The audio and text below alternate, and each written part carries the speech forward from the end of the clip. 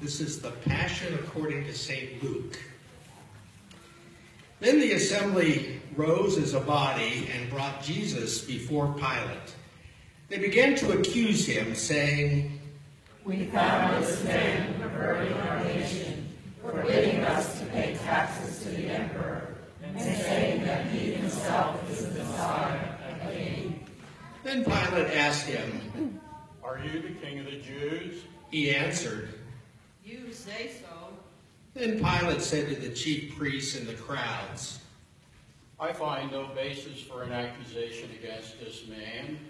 But they were insistent and said, "He stirs up the people by teaching throughout all Judea, from Galilee where he began, even to this place." When Pilate heard this, he asked whether the man was a Galilean. And when he learned that he was under Herod's jurisdiction, he sent him off to Herod, who was himself in Jerusalem at that time. When Herod saw Jesus, he was very glad, for he had been wanting to see him for a long time, because he had heard about him and was hoping to see him perform some sign. He questioned him at some length, but Jesus gave him no answer. The chief priests and the scribes stood by, vehemently accusing him. Even Herod, with his soldiers, treated him with contempt and mocked him. And then he put an elegant robe on him and sent him back to Pilate. That same day, Herod and Pilate became friends with each other. Before this, they had been enemies. Pilate then called together the chief priests, the leaders, and the people, and said to them, "You brought me this man as one who is perverting the people. And here I have examined him in your presence, and have not found this man guilty of any of your charges against him. Neither has Herod, for he sent him back to us. Indeed, he has done nothing to deserve death. I will therefore have him flogged and release him." and then they all shouted out together, "Away with this fellow! Release Barabbas for us!" This was a man who had been put in prison for an insurrection that had taken place in the city and for murder. Pilate, wanting to release Jesus, addressed them again, but they kept shouting. "Crucify! Crucify him!" A third time he said to them, "Why? What evil has he done? I have found in him no ground for the sentence of death. I will therefore have him flogged and then release him." But they kept urgently demanding with loud shouts that he should be crucified, and their voices prevailed. So Pilate gave his verdict that their demand should be granted.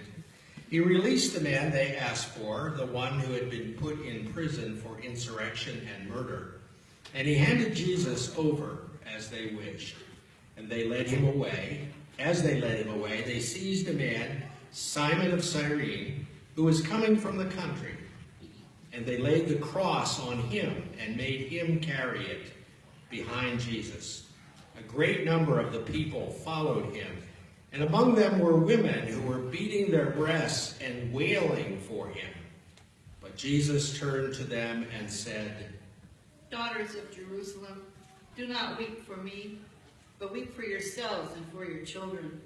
For the days are surely coming when they will say, 'Blessed are the barren and the wombs that have never bore and the breasts that never nursed.' Then they will begin to say to the mountains, 'Fall on us,' and to the hills, 'Cover us.' For if they do this when the wood is green, what will happen when it is dry?" 2 others also, who were criminals, were led away to be put to death with him. When they came to the place that is called the Skull, they crucified Jesus there with the criminals, one on his right and one on his left. And then Jesus said, "Father, forgive them, for they know not what they are doing." and they cast lots to divide his clothing. And the people stood by watching, but the leaders scoffed at him, saying, "He saved others, let him save himself, if he is the Messiah of God, his chosen one." The soldiers also mocked him, coming up and offering him sour wine and saying, "If you are the king of the Jews, Save yourself. There was also an inscription over him, "This is the King of the Jews." One of the criminals who were hanged there kept deriding him and saying, Are you not the Messiah? Save yourself and us. but the other rebuked him, saying, Do you not fear God, since you are under the same sentence of condemnation? And we indeed have been condemned justly, for we are getting what we deserve for our deeds. But this man has done nothing wrong. And then he said, Jesus, remember me when you come into your kingdom. he replied, Truly I tell you, today you will be with me in paradise. It was now about noon, and darkness came over the whole land until 3 in the afternoon, while the sun's light failed, and the curtain of the temple was torn in two. And then Jesus, crying with a loud voice, said, Father, into your hands I commend my spirit.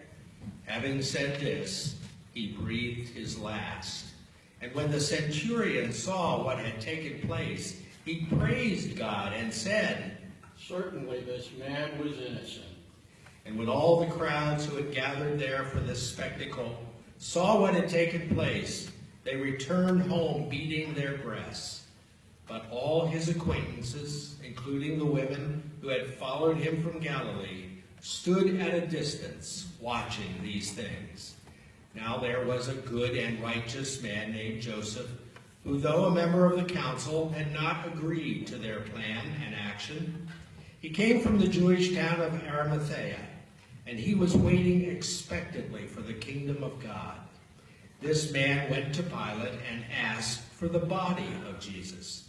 And then he took it down, wrapped it in a linen cloth, and laid it in a rock-hewn tomb where no one had ever been laid.